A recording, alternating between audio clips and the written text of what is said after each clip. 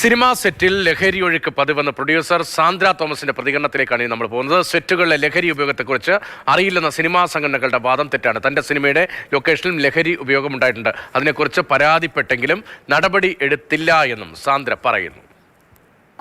പലതവണ ഞാൻ കണ്ടിട്ടുണ്ട്. എൻ്റെ പേഴ്സണൽ അനുഭവത്തിൽ ഞാൻ പലപ്പോഴും പ്രൊഡ്യൂസേഴ്സ് അസോസിയേഷനിലൊക്കെ പോയിരിക്കുന്ന സമയത്ത് പല സിനിമകളിലും പിന്നെ സിനിമാ സെറ്റുകളിലും ലഹരി ഒഴുകുന്നു എന്ന് പറഞ്ഞ് ഇവർ ചർച്ച ചെയ്യുന്നത് ഞാൻ കണ്ടിട്ടുണ്ട്.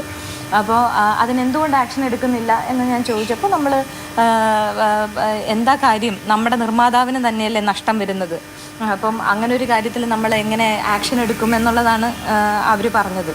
അപ്പോൾ അതുകൊണ്ട് അറിഞ്ഞിട്ടില്ല എന്ന് പറയുന്നതിൽ വാസ്തവമുണ്ടോ എന്നുള്ളത് എനിക്കറിയില്ല. സിനിമയിൽ വളരെ സജീവമായി ഒരു സ്ത്രീ പുരുഷ വ്യത്യാസമില്ലാതെ ആളുകൾ ഉപയോഗിക്കുന്നുണ്ട്. അത് നമുക്ക് കണ്ണടച്ച് പാല് കുടിക്കാൻ പറ്റത്തില്ലല്ലോ. ഇപ്പോൾ ഇവിടെ നടക്കുന്നില്ല എന്ന് പറഞ്ഞതുകൊണ്ട് ഉള്ള കാര്യം ഇല്ലാതാവുന്നില്ല. അപ്പം അതിനെതിരെ എന്ത് നടപടികളാണ് സംഘടനകൾ എടുക്കുക?